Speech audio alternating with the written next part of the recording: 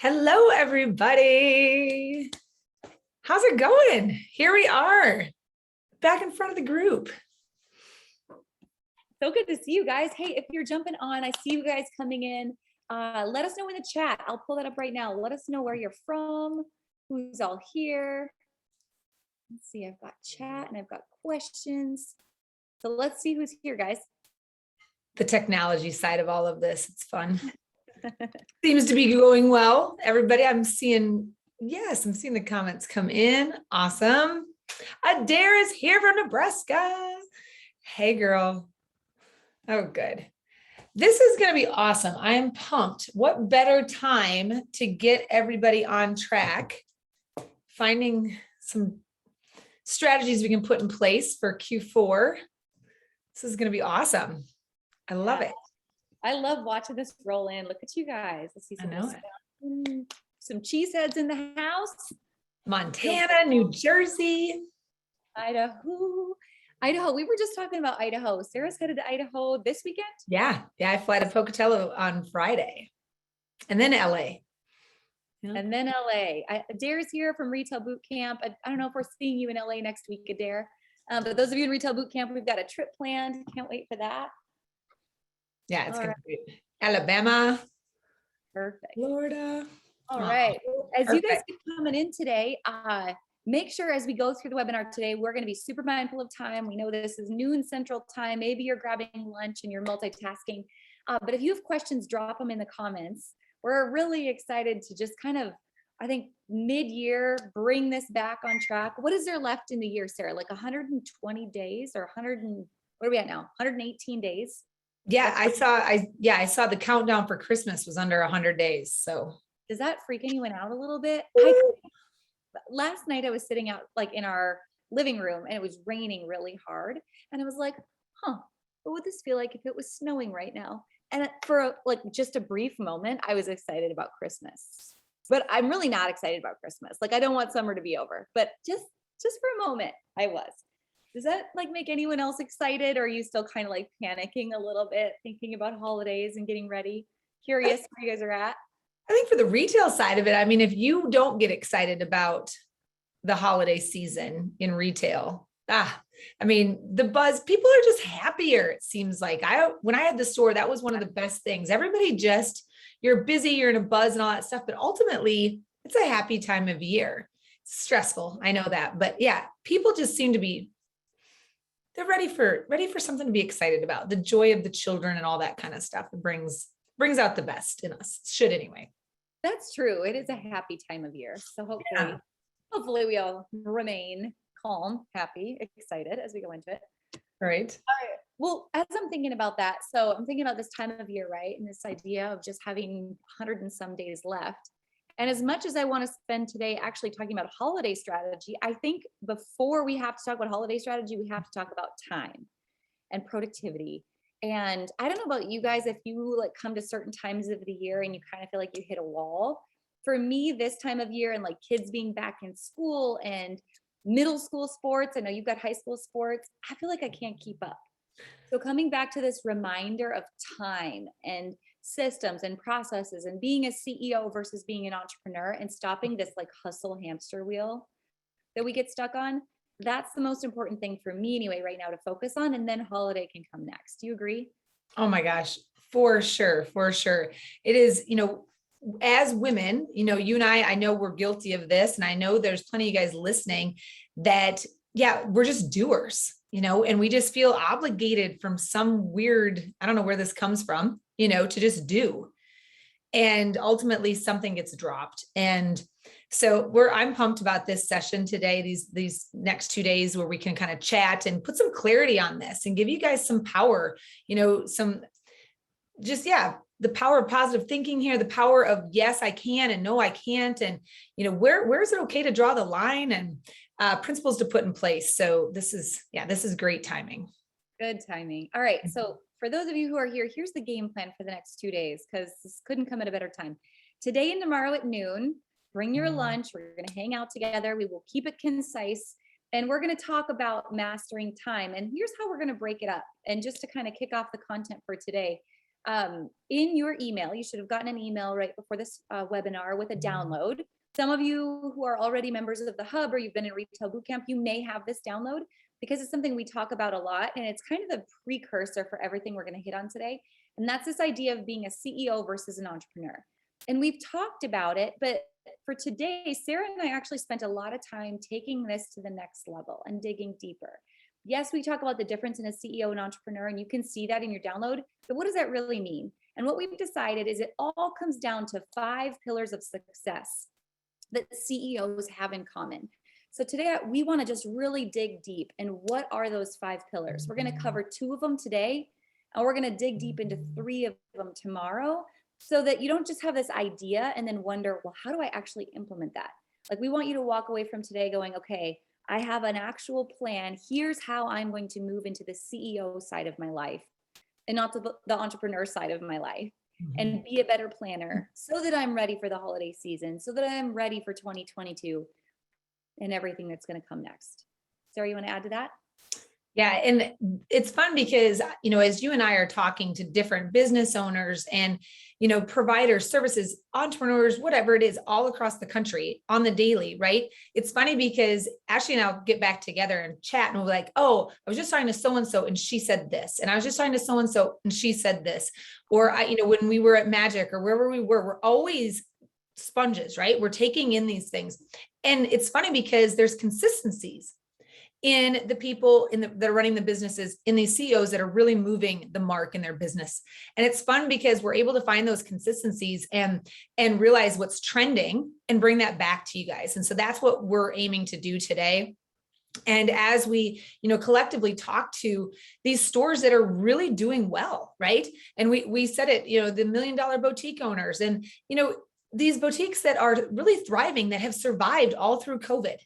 And not just survived, but really thriving. And you're like, all right, what's the parallel here? What do they have in common? What are they doing? And so those strategies, to go along with what Ashley and I continually talk about and train about, we wanted to bring those to you guys today. So I think you guys are in the right seats, and take some notes and get ready. And, for some of you guys, this seed may have been planted a little bit earlier, somewhere along the line. And all of a sudden you're gonna be like, oh my gosh, yes, I do remember talking about that, or that is important, or that's me. She's talking to me right now and I need to focus here. So hopefully what we're going to drop to you guys today really opens your eyes, kind of, prepares you, gets you ready. So I know just going over it in my mind, it gave me more clarity. Just readdressing these things on the daily is important, no matter who you are. Nobody's perfect in this stuff. Yep, absolutely. And when your business isn't growing, like when you're thinking about just trying to constantly improve, it usually comes back to these 5 pillars that we're going to talk about today, for sure. And I think about this Post-it note that's always on my desk. Are you the bottleneck of your business? For me anyway, this is where this always stems from, is how do I not be the bottleneck of my business anymore? Because no one wants to live on that rat race. So tell me in the comments, are you a CEO or you're an entrepreneur? Let's start there and get your guys' feedback on which one you think you are. And just as a high note, here's a quick difference. To me, a CEO values time more than they value money, because they know you have to have time to create more money. So this is where scale always comes from, is how do I invest to create more time? Because really that's the only thing that's limited. We only have 24 hours in the day, but money is abundant. And when we can create more time, we can create more money. So Sarah, jump in here with me, but I see this as entrepreneurs are DIYers, and we will try to save our way into prosperity. Like, oh, I'm going to save my way. Like, someone in school got this totally backwards. You should have a savings account, and saving is what's going to make you rich someday, when really it's investing in the right things is what's going to make you rich. Investing in creating more time, investing the right things with your money, right? That's what makes you rich someday, not saving. And we're going to hit on that in detail. The CEO also values making sure there's systems and processes and team, and there's long-term goals, all these things. But when we break it all down, it comes into these 5 pillars. So if you're ready for it, jot this in your notes. And this is going to be the 5 keys we cover over the next 2 days. The first is CEOs manage time. The second is CEOs manage the right trends, analyzing the right trends.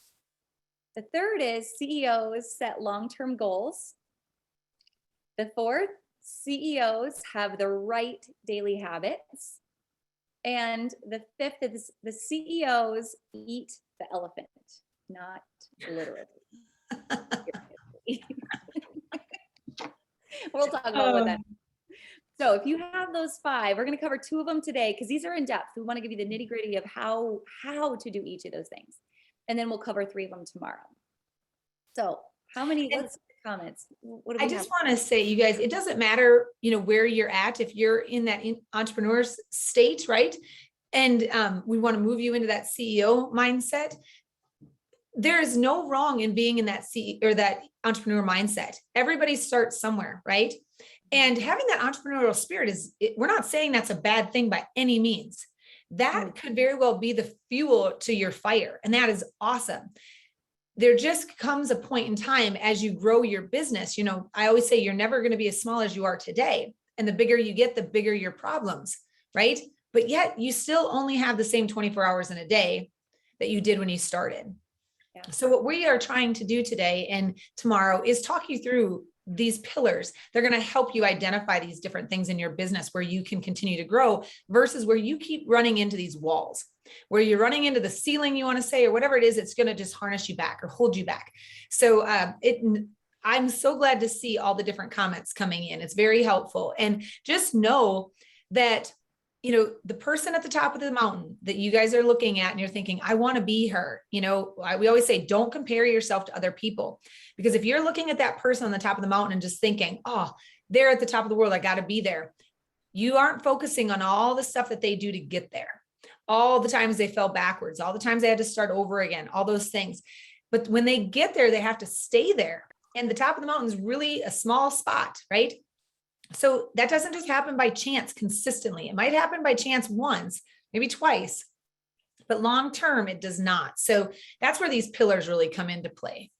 Yeah. And Sarah, that's a good point, because I feel like there's times where you go back and forth, like you scale to a new level of growth in your company and you're like, okay, I've been doing the CEO thing and actually scaling up until this point.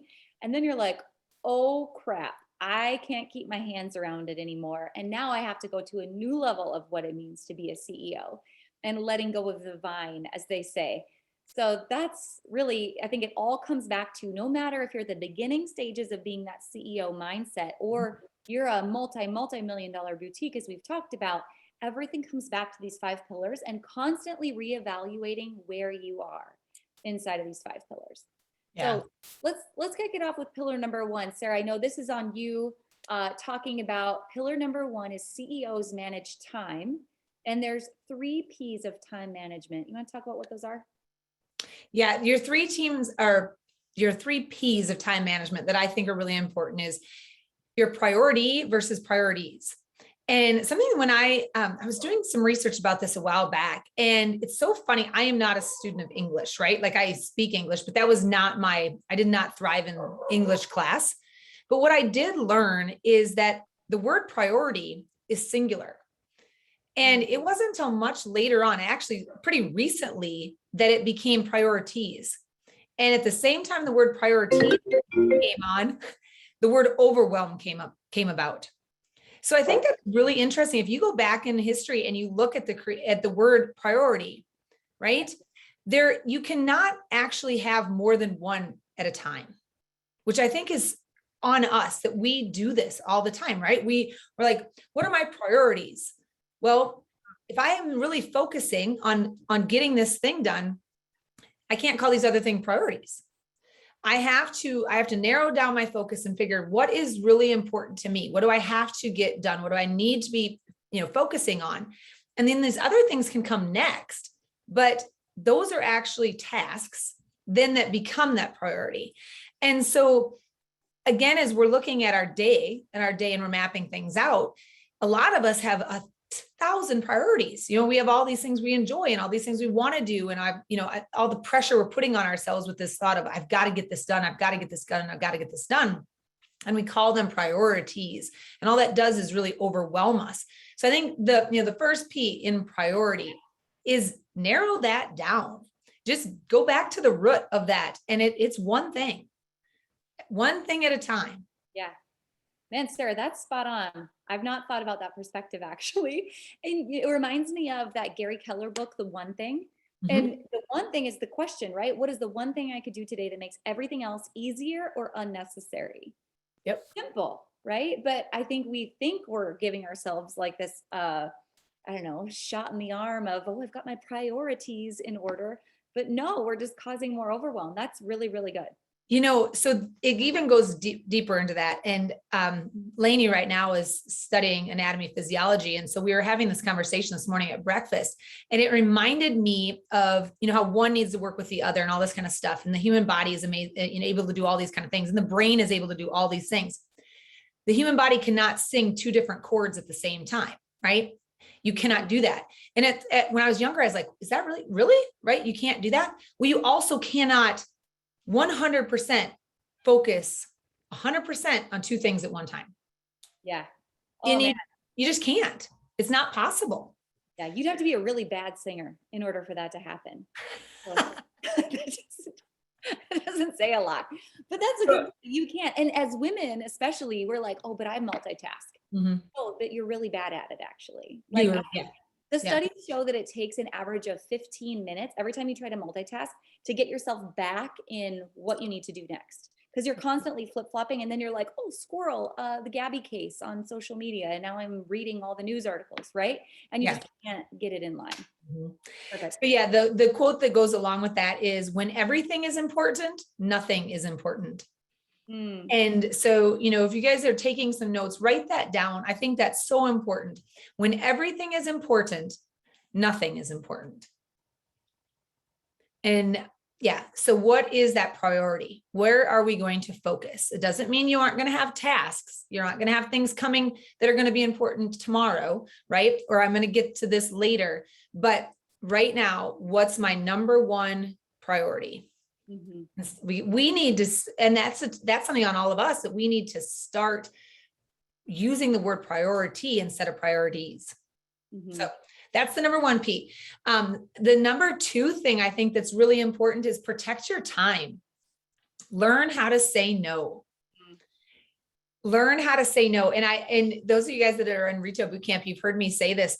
When I had my store, I actually had to practice saying no into the mirror. Because I would be, you know how it is. The chamber needs you for this, or somebody needs you for that. And somebody's coming in, and now, they're asking you to help volunteer here or be on this committee, and then whatever it is. And then you're whatever, there's 1,000 things. And I don't know why, but the word yes just kept coming out. And next thing I said, I'm like, oh my gosh, how did I get roped into this? And one of the girls at the store said, well, you said yes. And I was like, why did I do that? I got to stop doing that. So I did. I practiced it. I would say to myself in the mirror, no, I'm sorry. As much as I would like to, I'm just unable to do that at this time. Next year, please keep me on the list, or whatever it is. Right. And it's funny because in retail, we get told no all the time. Right. Somebody doesn't like a shirt we're showing them, they say no. Somebody puts something in the cart, they abandon it, they say no. Big deal. So we move on. But yet we feel the need to, I don't know, make everybody's lives easier by making our lives harder. So that is such a value. Protect your time. If you don't find value in your time and actually put some sort of a value on it, you won't protect it. We protect what is really meaningful to us. And if we don't value that, we will just let it be. Yeah. And if you don't value your time, no one else will. Oh my gosh, for sure. That's I need to write that down for myself, because then people start to take advantage of your time. Oh, can I pick your brain for 15 minutes? No, because that turns into 90 minutes and 17 follow-up emails, right? So when you don't value your time, no one else will. I think somebody's making fun of the way we say no.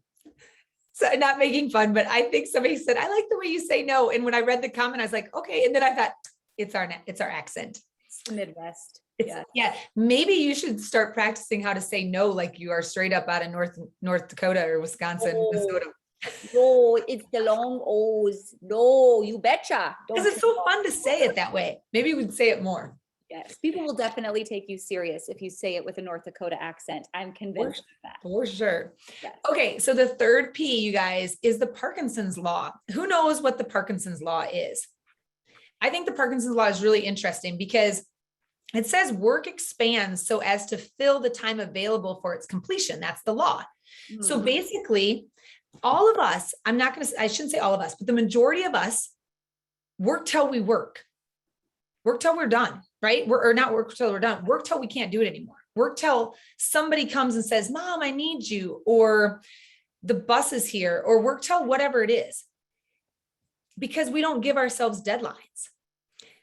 We have a guy on our team that gets a lot done, and he has a hard stop on his day, and the whole team knows it. Everybody here knows that if you want anything from this guy, you better get with him before this time of the day, because he's not available after that time. And he's super productive in his hours. If we have a meeting, he will say, we have 15 minutes left. We have 10 minutes left. We have 4 minutes left. And it's like he turns into a pumpkin at the end of that hour, but he is not available. So we're very, very, we get a lot done. We're productive in that time. Yeah. And I look at so that Parkinson's law, I think is really important when we are considering the tasks at hand, right? And the time that we're giving to things. If we give endless amounts of time to a project, it will take us forever to get it done. We have to have that deadline, and that happens with negotiations and all these things. But ultimately, time cannot be managed without a deadline. Yeah. It's not actually being managed. It reminds me of in the download that you guys have for today, we talk about boundaries, right? CEOs are better at setting boundaries than entrepreneurs, because entrepreneurs we work until it's done. We hustle, right? We're in the Gary V hustle and grind mode, but CEOs can't live like that, right? You'll burn out so fast. So to me, one of the most important values we have is setting that boundary. And I'm sure, me, Sarah, you, like many of you here, you wanted to be an entrepreneur so you could have what? The F word, freedom.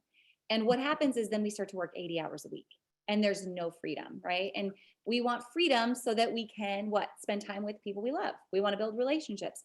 Well, all of a sudden we become entrepreneurs and we hustle, and there is no time for relationships. And so the only thing that stops that is setting the hard boundary of, this is my start time, this is my stop time, and everything will fit in between. And studies show we are more productive, and we can get a 40-hour work week done in 20 hours when we have hard boundaries without distraction. So totally feel that. Yeah. And that's one thing I'll go back, as I'm working with different store owners across the country, that is something that they realized, the flip of the switch, when they realized they had to value their time. Yeah. Because especially with Slack, like this is an issue. If you guys communicate with your team in Slack or, Facebook Messenger or text message, whatever it is, I mean, it doesn't take anything to just type up a message and ping it to somebody, right? Like they want the answer, so they're going to send it to you. And sometime internally you're like, oh, they need me, even though it's 9:30 at night, I'm laid up on the couch with my husband watching a movie, or I'm sitting, in line at the grocery store having a conversation with my child, and all of a sudden my phone goes off. And you don't value that time with your child or with your husband or whatever it is, or maybe it's just your time sitting on the couch reading a book, whatever it is. If you don't value that, it'll get taken advantage of. So that's a big mindset change. And what we see trending happening with so many of the store owners and the business owners, the CEOs that are really moving the needle, is that those 3 Ps, I think, are very powerful. Yeah. Very powerful. Those are so good. Let us know in the comments if you guys agree, which of the Ps was most powerful for you. I want to take what you said, Sarah, the 3 Ps. I am sitting here taking notes actually as you're speaking, because these are the I need to remember too. This is so good. But I want to take it into something those of you in Retail Bootcamp have heard me talk about, and make this tactical in terms of the 4-part to-do list. So what does that look like laid out in your week? And again, some of you have heard this, some of you have our planner. So you have seen the 4-part to-do list in our planner, but real quick, here's how this lays out. So if you think about, how do I set that boundary? What does that look like in my week? I had to walk through this process for myself. And so this is a solution and a strategy I built with myself in mind, and now have refined after working with thousands of you on this very thing. So there's 4 lists I want you to brainstorm in your notebook. Number 1 is this. What is the list? My every week list. The things I have to do every single week, like clockwork, they never go away, right? So shipping and receiving and ordering and reordering and photo shoots and social media and working with a team and the kids' soccer practice and date night with my husband and wherever my boundary is on the things I must do every week. Please do not leave off health and wellness from this list, because that is always the first thing that gets cut. Oh, I'll go to the gym when. Oh, I'll eat healthy when I have time to.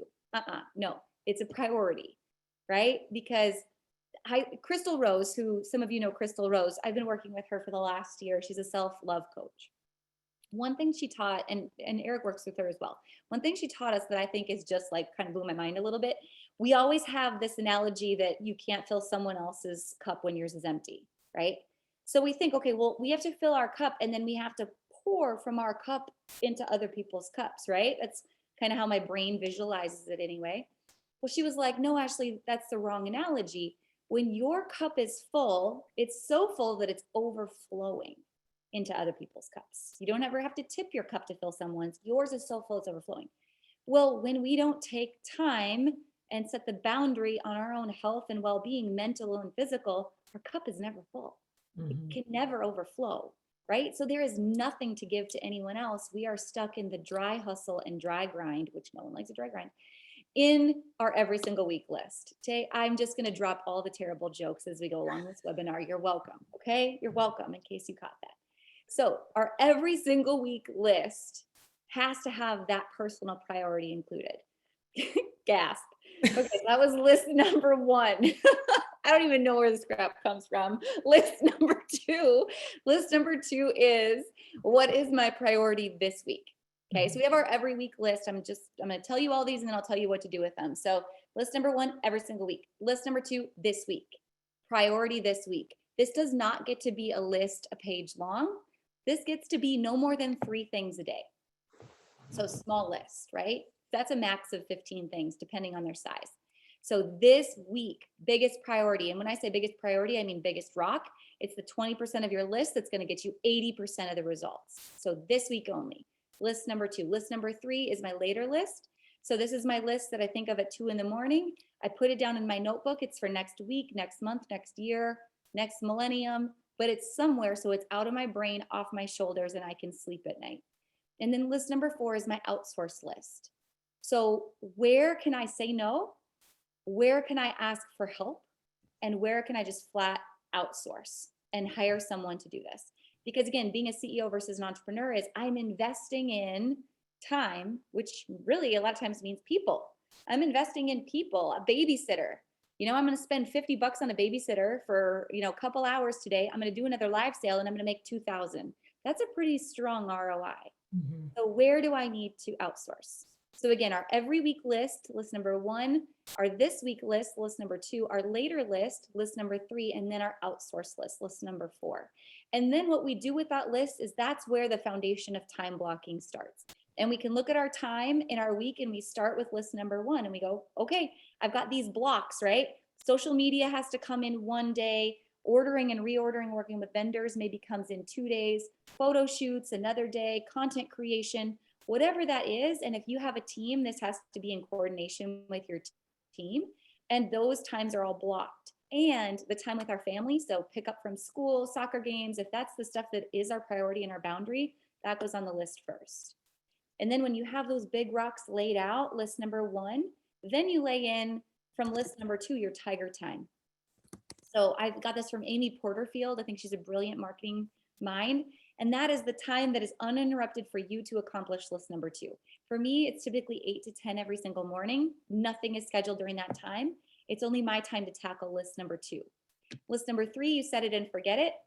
And then list number 4, you have to use the word no with your North Dakota accent and tell people no and be willing to ask for help and make it a game. When you look at your schedule every single week and you're laying it out in your calendar, right? And I'm going through my to-do list, I can actually say, what am I committed to saying no to? Not what do I need? What do I need to say no to? That is such a weak wiggle word. Need, oh, you poor thing. It's like a wah-wah. Oh, I need to. I should. Oh, you're right, Sally. I should do more working out. No, I'm committed to. There's a huge difference. Need and should are crap words. I'm committed to is I'm going to get this done and watch me get this done word. So I am committed to doing that this week. So that's the 4-part to-do list. Yeah, I would add something, just something that it helps me. And I think back to when I had this store. There's some things that are on those week to-do lists, the week, not like week, like not strong, that just suck, right? That is like, I just don't want to do those things. Well, welcome to the adult world of running a business. So get those things done first. That's why my date with my numbers was always on Monday, because I had to get that done, because otherwise if I said, oh, I'll get to it, I would never get to it. Oh yeah. I would never get to it. So get the hard stuff done first. And once I was able to check that off, like Ashley was checking something off her to-do list earlier today when we were chatting, and she's like, ooh, the endorphin rush, and just by striking through that or whatever, but do that hard stuff first. And then the next thing that I love to do is get those 30-second to a minute things done. Just boom, boom, boom, boom, boom. I love to like delegate those out to, our team. I remember saying, okay, these are on the list. Who wants something? Right. And it could be little bitty tasks, but they don't take a lot of time, don't take a lot of effort. So then you can really make headway. So now you've got the tough stuff done and you've got the really fast stuff done. Your list has gotten, you've got so much clarity now to come up with new ideas and to come up and try new things, because you have minimized the need in your business, right? And those daily tasks or those weekly tasks, because you've actually done the homework. Now you got time to watch a movie, right? Is what I like to say with my kids. You want to do this, you want the reward, you got to get this done first. Well, same as in our business. That's so good. And man, how many times, tell me if this is you, like you get to the end of the day and you're like, gosh, I really deep down, I would like to watch a movie, but you feel like in your mind, but I really should be working. But I could get this done, but I could get that done. And it's because we have just trained our brains to have this stupid, never-ending to-do list. Mm-hmm. And then we never give ourselves permission to be okay walking away from it. And so I think of this idea of a to-done list, sitting down at the end of the day, Sarah, just basically what you're saying, and marking down, okay, guess what? Today I did this, and letting yourself feel good about it. Hey, I might be leaving at 2:00 today to go to a tennis match, but today I did this, and this. Yes, I feel good. And not this like constant state of lack and the distance between where I am and where this never ending to-do list is. And we never make up that headway. And so we can't ever sit down and enjoy that movie. So such a simple to done list, such a simple thing to do that makes such a huge difference. Yeah. And getting that stuff, those hard things done. We're going to talk about this here in this next section, but the clarity it gives you to make better decisions in your business, right? Is so important, or make better decisions in your life or with your family or whatever it is. And your mind is so much clearer. So that's a non-negotiable. And that's one thing I would say as we're talking to different business owners, and I love the term not negotiable, right? Because there are things in our business, in our daily walk as a business owner, as the CEO, that just aren't negotiable. We can't falter on those things, because if we don't do them, the business really struggles. And I go back and I look at raising a child is like raising a business. Well, if you choose to just ignore the kid and not feed it, that doesn't thrive, right? And I see a lot of business owners, especially just getting started, where you allow yourself to be lax on some of these non-negotiable efforts and strategies and to-dos. Mm-hmm. And next thing you know, you have a real mess. You have a real mess of a business. Yeah. And it just puts you, it sets you back versus moving forward. And, as we're talking to business owners that are really doing well, that is one of those things too, that they realized where their boundaries were, what they were setting, what they were good at, what they weren't, where they were going to delegate, to what Ashley was saying, where they're outsourcing. Mm-hmm. And they were committed to that. And then they can check these boxes and they can move forward. Yeah. All right, guys. So that was pillar number 1, managing time for CEO versus entrepreneur. I'm curious which piece of that spoke the most to you? Like where you feel like, oh man, okay, I'm going to take this home. I am committed to implementing this one thing. I'd love to know that in the comments. And for those of you that are asking about the lists and the numbers, I wanted to pull this up and highlight it. It is in the planner. So if you have the new planner this year that we'll talk about, we'll show you in more detail, the 4-part to-do list is in there, and how to use it. But then you can get the 4-part to-do list, this thing right here, in the tear off sheets. So you can actually sit down every single week, fill it out. What's my priorities? What am I going to say no to? What am I going to outsource? And tear it off week by week. So that is coming, absolutely. Yeah, this is what it looked like. Our new branding material and everything will be for this year, but yes, yeah, these come in the bundles. Yes. Oh gosh. Okay. So many planner questions. We'll walk you through the planner. So if you have planner questions, the pre-sale of the planner is October 4th. So you can mark your calendars because it's not available yet. So October 4th, mark your calendars for that. And we'll show you what that's all about later today. All right. I'm gonna jump in on, I forget, somebody, it's scrolled real fast, but somebody said they opened their emails. Rebecca said, I open my email first thing in the morning. I get sucked in and spend so much time. You know what, you guys, I started to do is not use my cell phone as my alarm clock, because I have an alarm clock. It sits right there because the numbers are nice and big and I can see it from wherever I'm at in my room. But the idea of going and making and using that as my alarm clock, where I touch that first versus rolling over, grabbing my phone to shut my alarm off. Because as soon as I do that, all of a sudden I see all these notifications, and that's just not healthy. And, making a priority in your day, if you have your cell phone, the first thing you grab, it is like the devil sneaking back into your life saying, hello, here I am. I'm your priority. Yeah. And you don't want that. You don't want that. Yeah. Email is a holding place for other people's agendas, right? Notifications, same thing. It's a holding place for other people's agendas. So when you start your day off like that, you're starting your day on defense. I mean, yes. If you want to play sports, who wants to start on defense? No, like, give me the ball. I want to play offense, right? And man, that's a good tip, Sarah. That's absolutely right. Yeah. Yes. Okay. So pillar number 1, pillar number 2, you guys, this is a detailed one. So if you're taking notes, this is a big one. CEOs analyze the right trends and KPIs. When I say the right trends, what does that mean? It means CEOs analyze not just sales, right? Or not just vanity metrics, followers, but they know what the actual metrics are that are moving the needle in the business and how to measure them. And they're committed to them. So often, I think we get busy and we're like, oh, I'll look at the numbers later. Oh, there's money in the bank. I'll order more inventory. Or I made this great amount of sales over the holidays, but then I got to January and went to pay my tax bill and I didn't have any money left, right? Raise your hand if that's been you. Everybody has been there. Everyone's lived that, right? So how do we really make sure as a CEO we're measuring the right numbers and the right analytics? So we're going to talk about this in 3 chunks. So the first is financial, the second is traffic and social, and the third is team. So Sarah, let's talk about financial. Talk about the right financial metrics that we're measuring. So ultimately, what I have seen when I've talked to a lot of different boutique owners is what I like to say is bank balance accounting, right? You open up your online banking, or you go to your Quickbooks, you scroll at the bottom of your P&L and you scroll to your bottom of your online banking. You're like, oh yes, I have money. That looks awesome. Well, it isn't. That's not the full story, right? And so when we say trends, I don't mean shackets or jackets. I'm talking what's trending in your numbers, what's trending in your financials. So as we're looking at sales trends, right?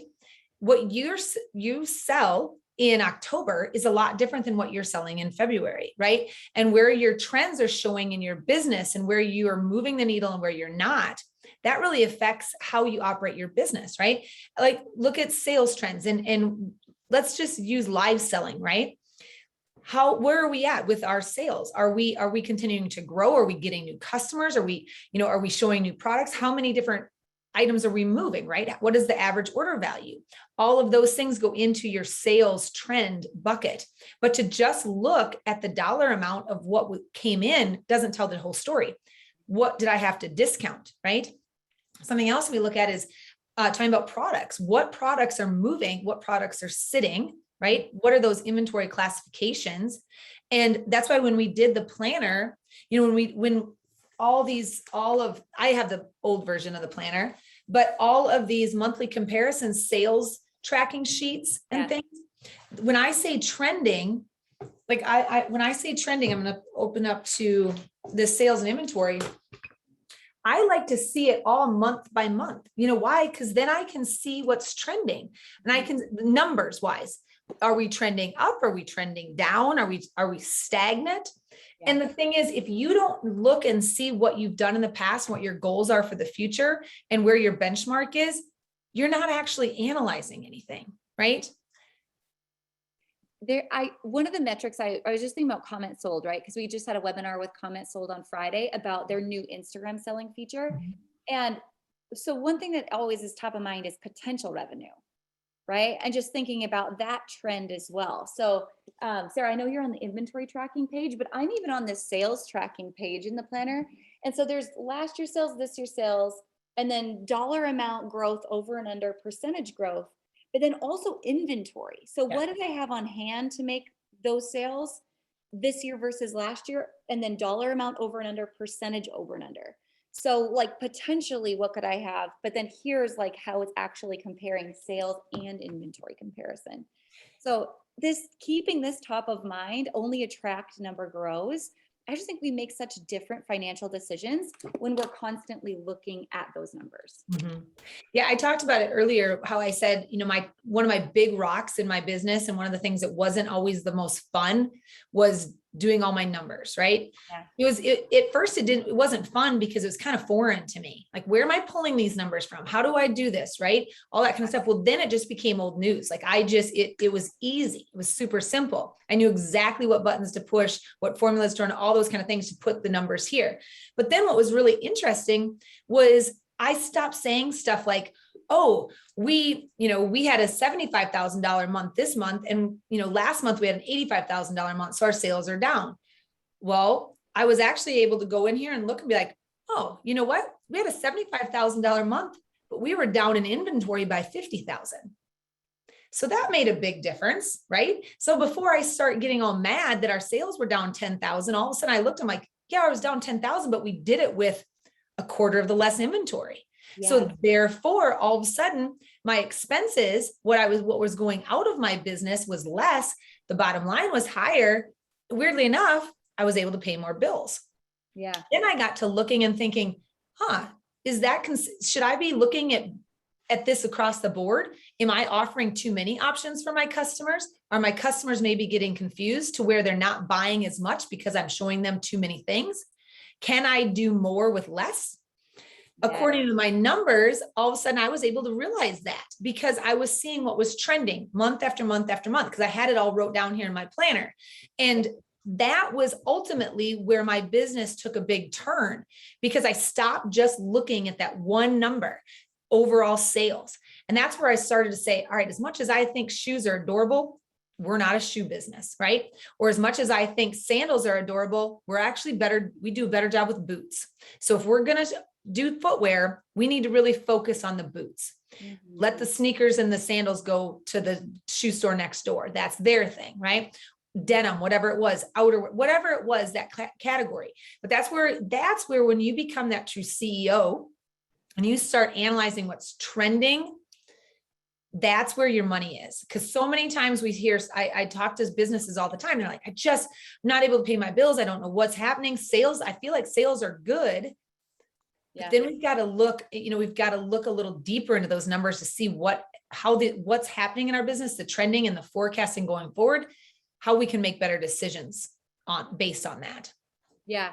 Man, Sarah, this is so spot on. And when I think about going into holiday, right, which is what's on all of our mind, or just because I said comment sold, I even think about like the contest comment sold always has, like the sales contest. Mm-hmm. I love those things. But those are two prime examples of times where we easily get sucked into sales. And then we really do, like you're saying, have to back up and go, what does it actually take to get there? Or what did it cost me to get there? So when I think about holidays and how easy it is to go, oh, Black Friday, oh, Cyber Monday, oh, 20% off site-wide. Oh, yep. I'm just going to blanket discount everything, right? And then Sarah and I are now going to be in the back of your mind screaming at you going, don't sell the diamonds with the dirt. Like, don't do that. You can't blanket sale everything because now you lost all your margin. Yep. So like you said, where can I do more with less? How can I be smarter? How can I manage my turn rate?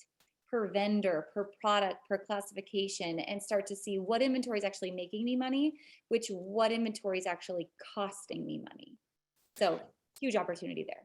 I'm going to call Angela out here. Angela Bull, you made a comment in here and I just love it. And Ashley always says I am full of analogies, but I'm going to spin off of what you said here. So in the comments, she said, you could call your sales, trend, inventory, financial data, your dashboard, like all the different numbers on your vehicle's dashboard, gas, tire, pressure, etc. And here's the thing. I love that because if one of those does not work, if you have a car with no air in the tires, it does not, I don't care how cute your car is and how cool it is. If you got fuzzy dice hanging from it, it's not going anywhere, right? Or gas, exact same thing, right? So all of these things, you have got to have the right amount to make the car work properly, to be efficient, right? To get the most out of it. That's an excellent example. And you've got to look at them all, right? If you fail to notice these things, next thing you know, your family's packed up in your car, ready to go on a big old vacation. Everybody's there, seatbelts on, engines on, but there's no air in the tires. You're not going anywhere. Yeah. Or one of them's flat, right? So I love that analogy. That's so spot on. And that's why, when we talk to boutique owners and we ask them, like, what are they really focusing on? You say, what is your priority? And they've got somebody that lives and breathes in these numbers, and they've got to. And I know a lot of people when they're small, it's hard because you're wearing all these different hats. But it comes down to mapping out that time, like we already talked about in the first pillar, to not let these things go because they're so important. They are so important, just like the air in the tires.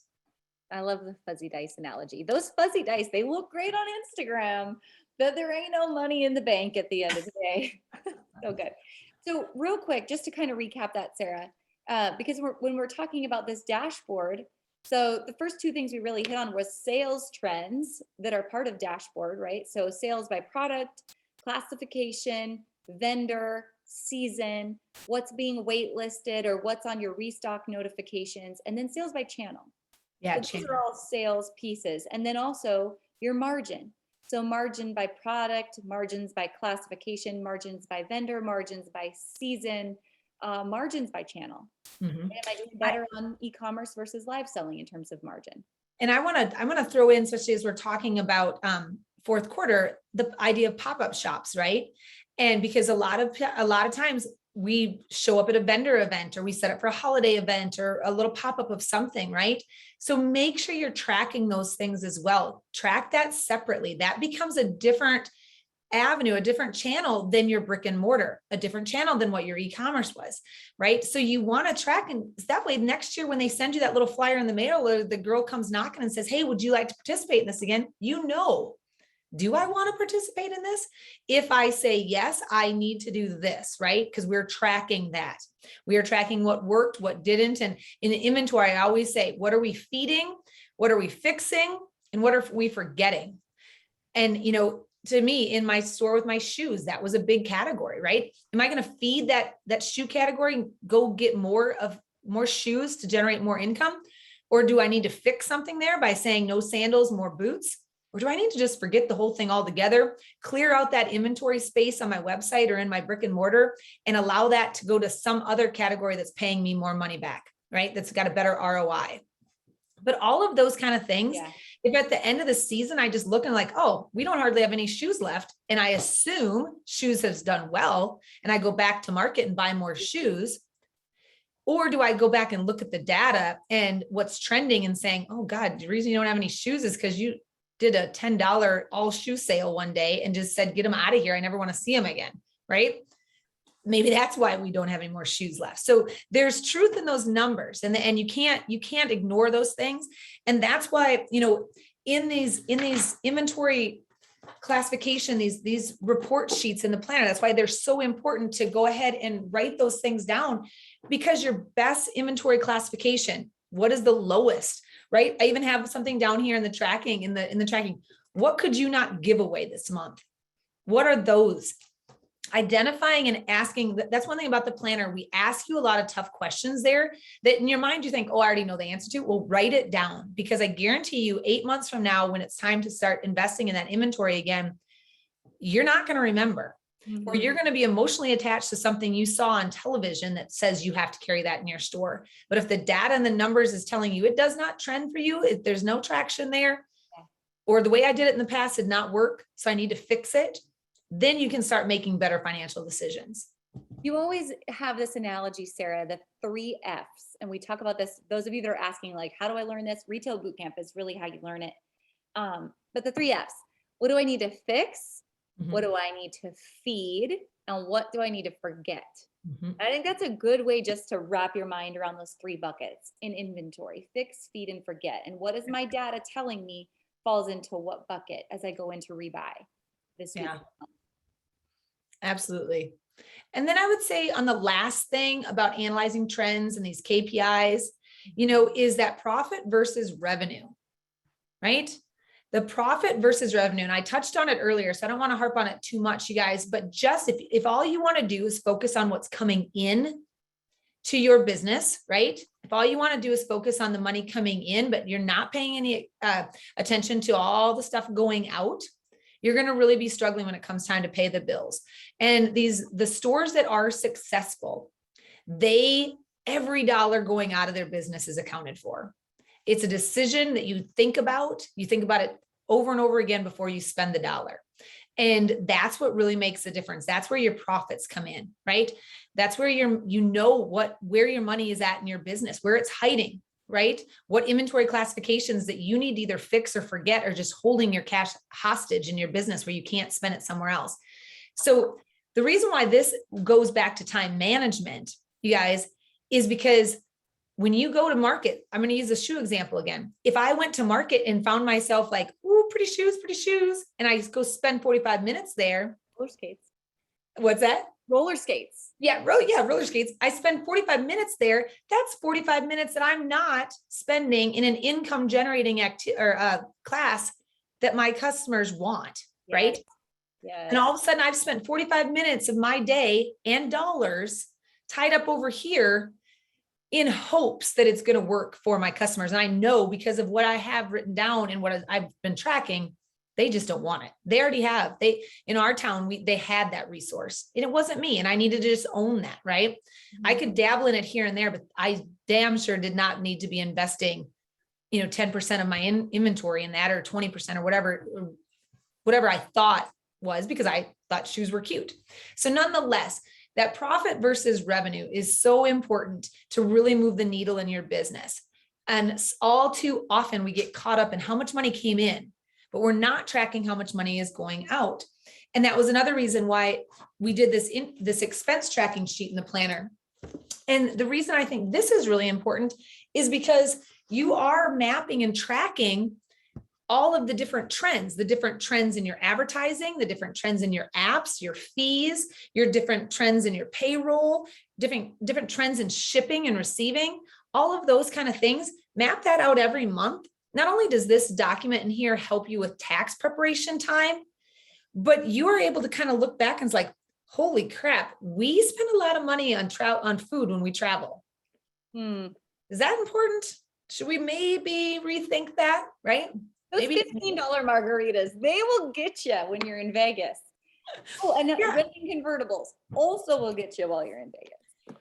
The other, one of the big things I put in here is insurance. You guys, I guarantee you that there's a number of you on here, because I was the same. You just pay the damn bill. It's like, oh, your insurance agent sent you something, just pay it. It's done, box checked. And then all of a sudden you're like, oh my gosh, we spend an insane amount of money. And I don't even know if what I'm paying for actually insures what we have or doesn't insure what we have, right?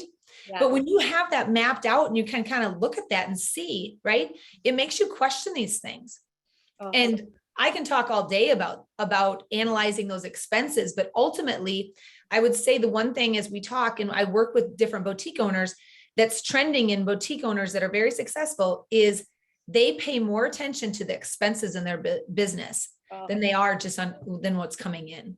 Yeah, I would say, thinking about Jeremy and Susie, right, at the boutique summit this year from Nanomax, and they are so good at analyzing that. Like when it comes to the holiday season, we've all been hit with this whole USPS price hike, right? Mm-hmm. We know that's coming into play the first week in October.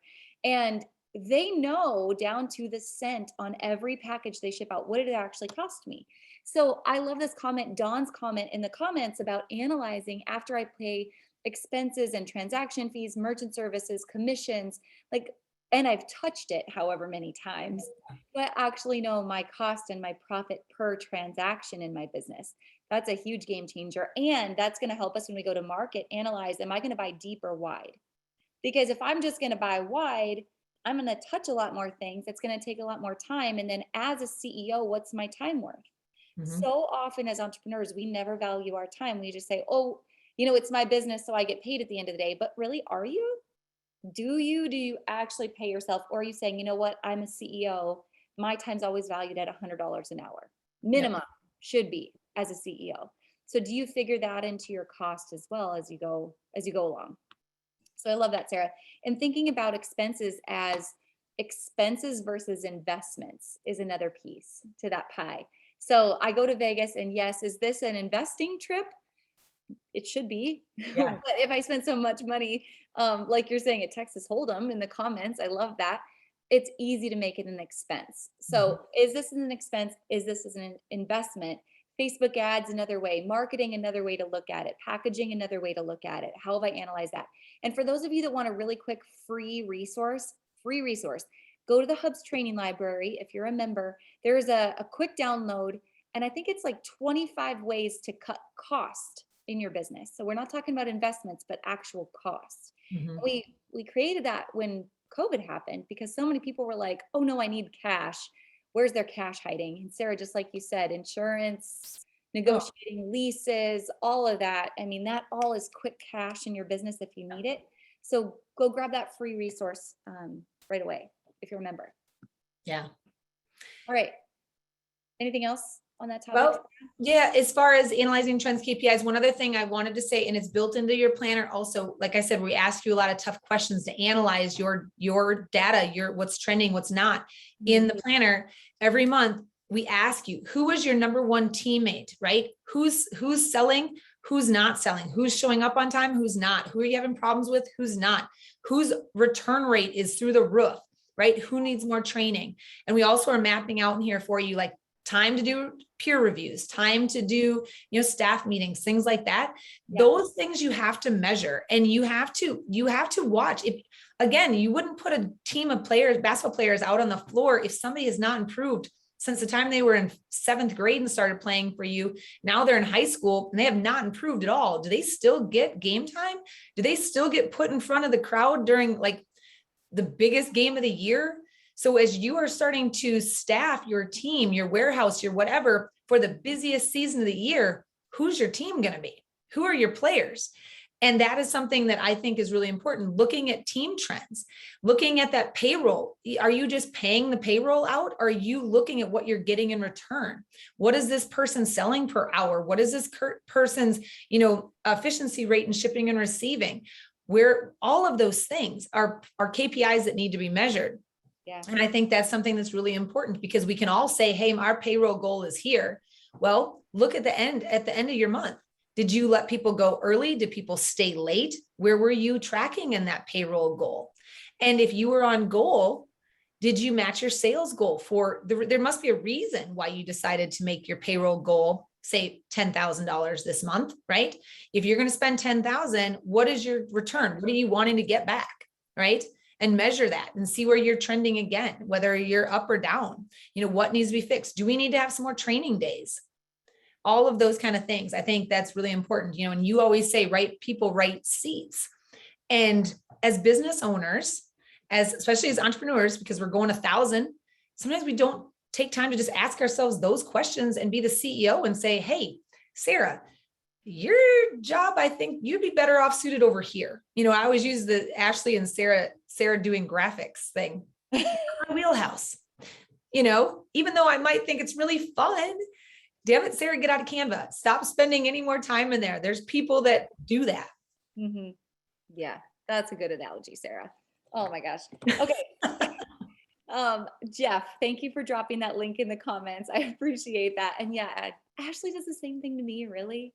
Is that Jeff doing graphics in Canva? I do have choice words about that, Jeff. You know that. I've never seen Jeff in Canva, but maybe he could throw something out there for us. I've seen Jeff's work in Canva, yes.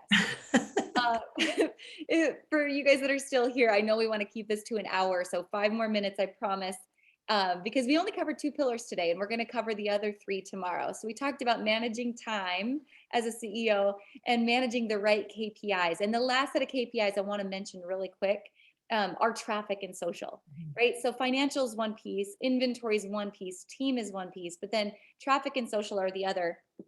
And so real quick in the planner, I just want to make sure you guys see these sheets. This is analyzing month over month the trends in your engagement, right? So Facebook group, TikTok, we added to the planner this year, Instagram, and then how is my Pinterest, my web, my email, my text? How is all of that performing? And we're talking about visitors, traffic, time spent on site, bounce rate, all of that when it comes to traffic. But then to pair in and like tie all this together at the end of every month, Sarah, you were talking about analyzing like who's my top performers, what worked, what didn't work. At the end of every month in the planner, we do this monthly review. So things like, what did I do well this month? What am I most grateful for this month? What do I need to remember for next year? Did I reach my goals, my sales goal, MMU, personal, traffic, social, right? I can analyze that. But also, what was my most profitable vendor? My trend report, what were people buying? What were customers requesting? How was I spending money in advertising? What happened in our community that impacted sales? And what weather notes impacted sales?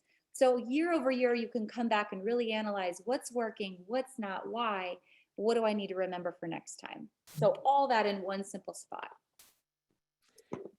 And you guys, I'll tell you, if the planner is launching October 4th. So Polly, I see where you said you clicked on the link and it says it's not found. There is a wait list for the planner. Maybe that link is, I'm not sure. We can drop that here. There you go. Thanks, Jeff. So it is launching October 4th, but I can tell you when I had my store, you guys, I had this ugly, ugly binder that I carried around with me everywhere that I had all these type sheets in, and it was a mess. It was an absolute mess, but it was my life. It was my retail Bible, so to speak, that I carried with me absolutely everywhere because it mapped out everything, and it solidified every decision I was going to make. Right. And when I was able to reference these things before I jumped the gun on buying anything for my business or making a decision on staffing or whatever it was, that helped me feel I was confident. So ultimately what that did was it won back my time because I didn't sit there and dig back through old papers, and I didn't sit back and find old calendars or ask somebody what they remember happening. I was able to go back in and be like, here, according to my notes that I took the time to write at the end of February, March looked like this, and this is what I need to be prepared for. And don't ever put Heather alone on the till because Heather had 17 different transactional errors in this promotion. So if I'm going to do that, I need to get Heather in here and we need to go over some train, test, review, repeat kind of stuff, right? Because I wrote it down versus being 3 hours into the next big event and looking over and seeing Heather at the till and all of a sudden thinking, oh crap, was it Heather or was it Amanda that had a problem on the till? I can't remember, but we'll figure it out later, only to find out the next day it was Heather, right? So the busier you get, the more we forget about these things. And that's why I'm a big believer in this. It's a retail tool. It's a resource for you, not just a planner. So there's so much in there, and that's why we're referencing these things. But ultimately, this is a tool that so many business owners are using to help them win back their day, to make the best decisions in their business with their time and their money, so they can be that more profitable business. Yeah, absolutely. All right. Well, you guys, if you have any last minute questions, Sarah and I have about 5 more minutes. We can do a couple Q&As. But again, in covering these 5 pillars for CEOs, we covered 2 today. We have 3 more to cover tomorrow. And also tomorrow, we'll probably talk more about not just the planner, but also something brand new this year, which is a content planner. And really the purpose of today, just to really get cut down to it, is this is the busiest time of the year. And if we don't feel really good about how we're managing these systems and processes and time, it becomes really overwhelming. So Sarah and I've mentioned, I know a lot of different resources and tools. I'll make sure that we send an email to recap those. So if you have any questions on the planner or the bundles that are coming in October, the holiday marketing masterclass, or even just what's in the Hubs training library, I'll get you guys all that and those links that you need. But we'll be here tomorrow. So you're welcome to come and ask questions and pick our brain then as well. All right, should we do some more Q&As here, Sarah? Yeah, let's do it. Let's do it. Okay. Oh, first question I keep seeing a couple of you asked is, when is Retail Boot Camp? Retail Boot Camp is again in January. So we launch in June or July, usually one of the summer months, preferably June, and then again in January. So always your slow times of the year, the J months, that's always when Retail Boot Camp is launching. Mm-hmm. Okay, other questions for today. Oh, I hear someone mentioning leopard pants. Definitely they're talking about Jeff. Let me scroll up in the comments.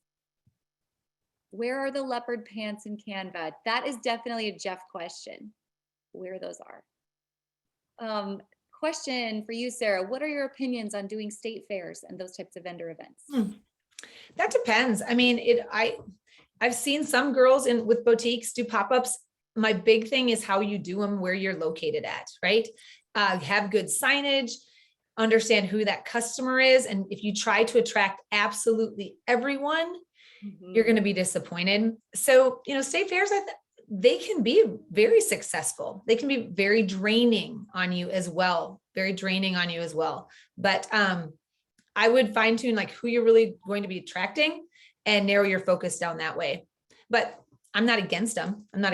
However, I'd also like to see like, what's it cost you to be involved? Yeah. Right. Let me add to that really quick. So what is the hard cost, soft cost, but what is the hard ROI, soft ROI? So do I actually make sales, right? So there's the numbers we can analyze, but then what is the soft? So what was my lead gen? Did I build my text list, my email list? Did I get my name out there? Did I have a really cool Instagram wall that now people are tagging me all over social media? So how do I increase both hard and soft ROI? And is this my right customer in order to do that? I think those are really great questions to ask. Sandra, team, that was something else I asked you to track as far as your team trends. What's happening with your team. Yep. And inventory is listed under financial, Sandra. So you have that bullet point as well. Okay, question. How long is an item sitting on a shelf considered old? Ooh, a deep question, actually. That is a deep question. That depends on the item. If it is a basic white tank top, it has a 365-day shelf life year after year after year, as long as it's still white. Once it's not white anymore. Got it. But swimsuits are different, holiday tees are different. So honestly, that really depends on what it is you're looking at and where you're located at. I talk to plenty of my stores that are literally in the center of the United States. Their shelf life is so different than South Texas or Northern Minnesota boutiques. It's so different. So that's why, when you hear people say, I have a 45-day window on my stuff, or some people say I have a 30-day window. Some people have a 90. It really depends. You're not a big box store where you are boxed in just discounts at a certain day, no matter what. Yeah. You have that ability. So look at that life cycle of your product, look at the demand, right? And do everything you can to move it as fast as you can. The faster you turn, the faster you get cash back out of it. But I think there's a lot of other questions that go into that before you can decide like on a hard answer, and different items are different. Items all vary is what I want to say. Let me add to that, Sarah, because when I think about, especially the holiday season, right, walking into this, one thing we talk a lot about in the Holiday Marketing Masterclass is 4 buckets for your assortment planning, right? And so your shelf life on each of them is slightly different. And this year, it's really important to keep up with this because of the limited supply of inventory we're all facing. So these 4 buckets, the first is trend, right? And trend right now is the hardest to buy because nothing is shipping, because Vietnam is shut down and other countries are having issues. So all of this is tough. So trend is 1, and that's typically where your fastest markdown is going to take place, right? Where you got to get the cash out while you can and fail fast. The second is, what is my bread and butter? So going back to this dashboard idea, right, which you guys are asking about now in the comments, is what is actually making money in my business? What's on my dashboard? My bread and butter. Is it denim? Is it shoes? Is it basics? Is it graphic tees? What am I known for and what am I making money at the most? The third is, where's my margin builder? And this is a big fourth quarter category that maybe doesn't travel the rest of the year, but in fourth it's big. So did I go to the off-price show and get a bunch of great like denim jackets at super cheap, or fuzzy blankets that I'm going to use as gifts that I got at a great discounted price? So now I can mark it way up, mark it down like Kohl's, and help my customers feel like they're getting a good deal in the fourth quarter. But really, I am building my margin. That's my margin builder. And then finally, my fourth category is my add-on and my upsell category. So my gifts in the fourth quarter, my accessories, things that maybe do have a longer shelf life the rest of the year, but then that gift category is short in the fourth quarter. So I would analyze those 4 categories and then look at shelf life in each of them and ask myself, if I posted something and it's not selling, why isn't it selling? How many times did I actually show it up on social media? If I posted it one time on a Saturday morning on my Facebook page and no one bought it, well, shame on me, because no one saw it, right? So no one's going to buy it. So did I actually show this inventory in a variety of ways on a variety of channels, right? It takes an average of 7 times for someone to really take action on something. And then do I need to go back and restyle it and reshoot it and repost it? Is it just that it was a bad photo? So why isn't it working would be my biggest question. That was a lot. That was a whole retail bootcamp lesson just condensed into 5-minute answer. We can talk about this forever, because I'm very passionate about it. And Imble made a great posted a great example, and she had some tops that came in the spring that did not move, and then she introduced them again as fall and transition pieces and blew them out and sold straight through them. You guys, it might just not be the right time for your customer. So before you completely cut it off, ask yourself again what Ashley said, why is it not selling? And be truthful with that. If it just is not a good product, get it out. I don't care if it's 2 days old.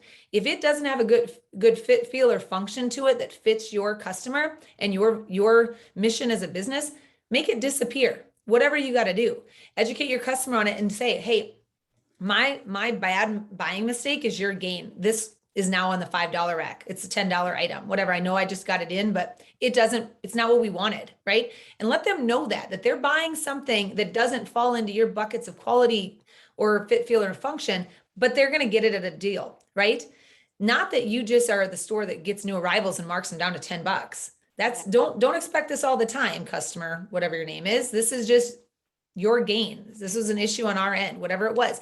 I always am a big believer in educating your customer on those markdowns. And somebody asked where you track markdowns at. I always tracked my markdowns in QuickBooks, right? Because everything that I ran through my point of sale, when I would run my Z reports, my sales reports, it would show how much I discounted.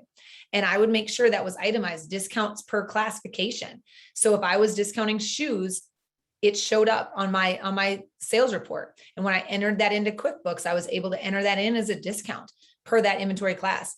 So it was pretty obvious, what was working, what wasn't. Yeah. And anymore, if you're on Shopify or Comment Sold, some of those reports are built in. Your COGS is built in, so margin per those details. And there's apps in Shopify that you can add on for that. So I'm thinking like Delirious Profit, and some of those will help detail that out for you as well.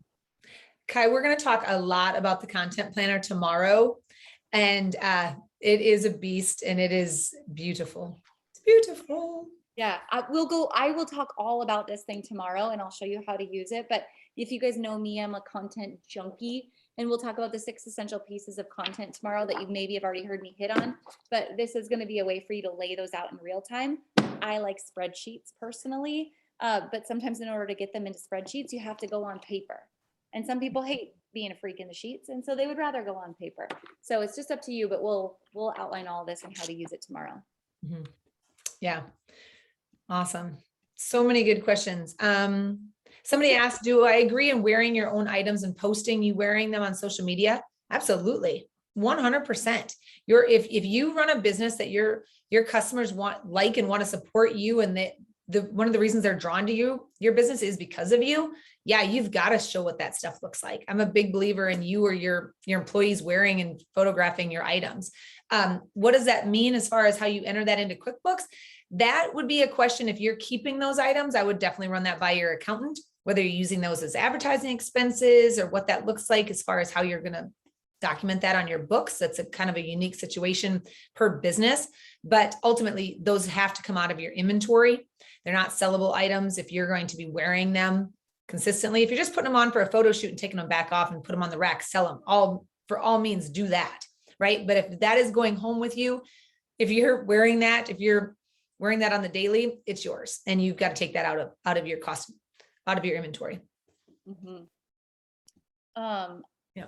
Okay, couple other, Sonia, I'm glad my jokes are landing for you. I appreciate someone that has terrible sense of humor like me. I want to answer this question that it came in the Q&A. Tips for maintaining the CEO role for the long haul and not burning out. How do you maintain your mental health through it all and not struggle with depression and anxiety? I love this question. You know why? Because the answer is you don't. And I just want you to just breathe a sigh of relief that burnout happens and depression happens and anxiety happens, and you're not abnormal if you face those things. It's not wrong to face those things. We all face those things. Actually, to be totally transparent with you, God bless Jessie Jarvis. I was talking to her yesterday on a call like this, and I said, hang on, the school's calling. One of my kids got in trouble. And by the end of the call, I'm in tears. And I'm like, I am having a real bad day. Like, I can't handle this. I have a horse issue and a kid issue and a work issue. And I have 17 things that are undone on my to-do list. And I cried. And that's okay. You have good days and you have bad days, and burnout certainly happens. But I guess for me anyway, to answer that question, after you're okay with it, it's now, how am I going to prioritize my day tomorrow and set new boundaries tomorrow? Because tomorrow's always a new day and tomorrow's always a new opportunity. So how am I going to reprioritize my life tomorrow so that it's okay and I can manage those things better? What do I need to outsource? Where do I need to ask for help? What am I going to say no to? How am I going to go back to the gym and work out? How am I going to eat healthier tomorrow? How am I going to avoid drinking wine tomorrow if that's an issue? Like, where's my trigger points that are really the root of my depression and anxiety and overwhelm that I can impact? Mm-hmm. So that's a lot in a nutshell. I think that what you said there too, that I really hope people map out, and this is something that I personally have had to work on, and I don't want to feel guilty doing it, but your break time.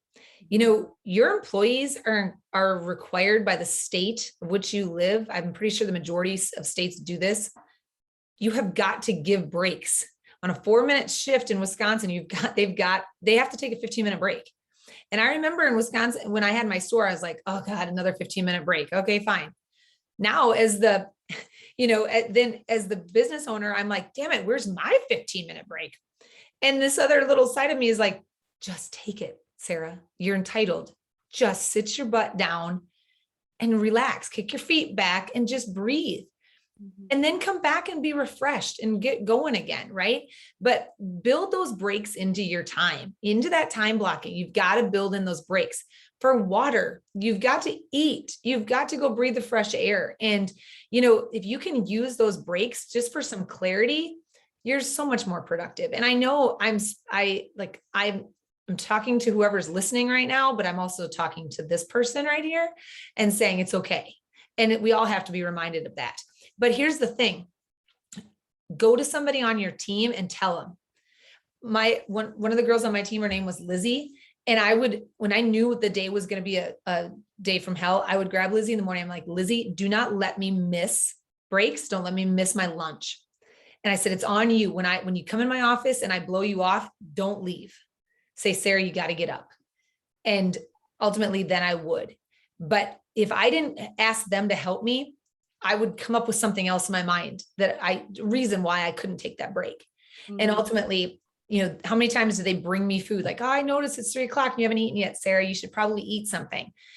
Those unhealthy conversations turn back into, Lizzie, come get me. Mm-hmm. No matter what, you know, and that made me a much healthier person. Take a walk around the block, do whatever it is you need to do. Right.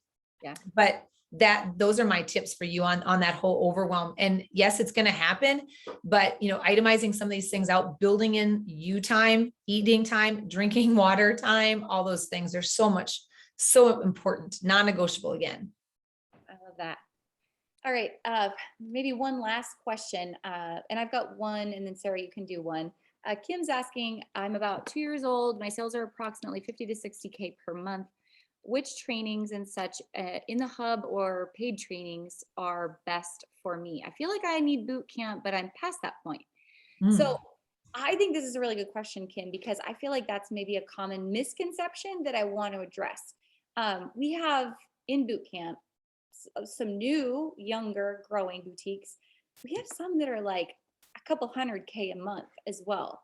And why I think boot camp is good is it covers everything from like rebuilding your foundation into refueling your growth.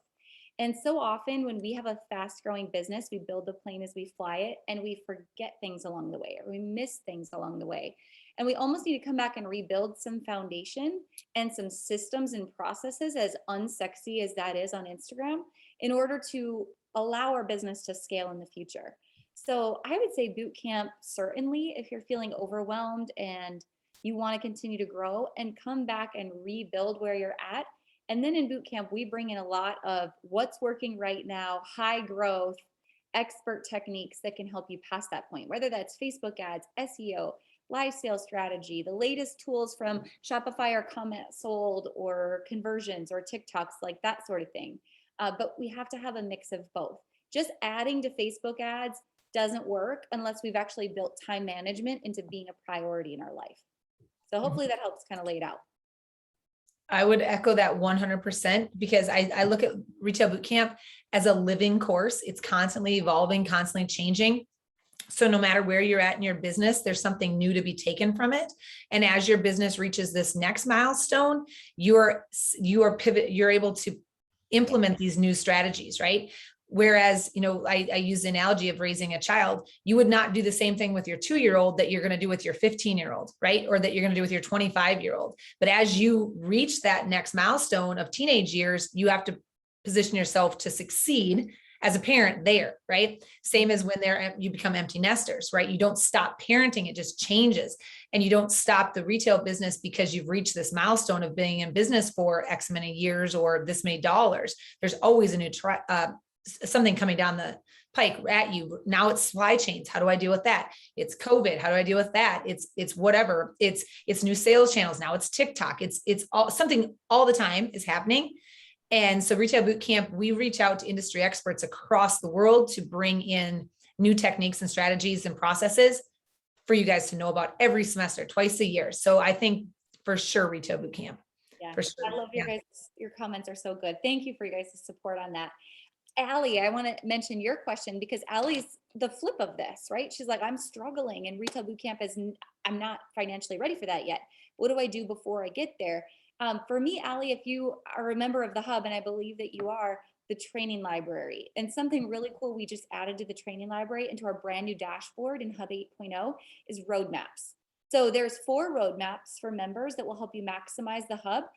Based on your size. So am I a brand new boutique owner? Am I a growing and scaling boutique owner? Am I a struggling boutique owner? Or am I an expert, like multi-million-dollar boutique owner?